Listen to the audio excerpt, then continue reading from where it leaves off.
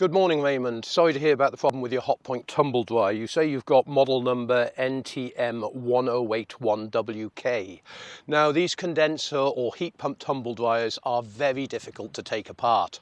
So what I've done for you is create a specific page on this tumble dryer. Now, you'll have to excuse the location. I'm in Lelystad at the moment in Holland, which is the inland waterway system that you can see at the back here. And there's actually a road out there where that sailboat is, which I have to drive across to get down towards Amsterdam and the ferry going back to the UK. But anyway, these tumble dryers, the drum is going to have to come out of the machine.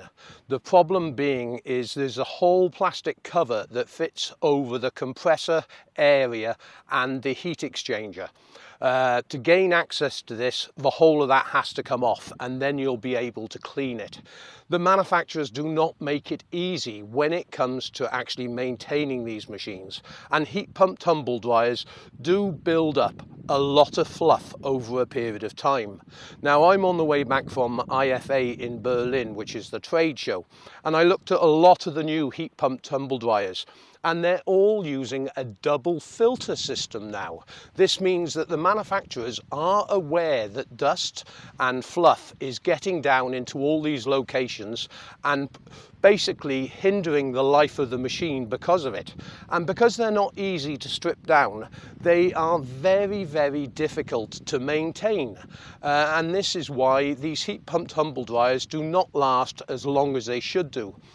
When it comes to noisy motors, this would normally be due to fluff building up on the actual motor itself, maybe an imbalanced propeller, but you really need to take the drum out of the machine, strip it all down, and then you will be able to access all the components to clean it up. And once you've done that, you will find it will actually function a lot better in the future.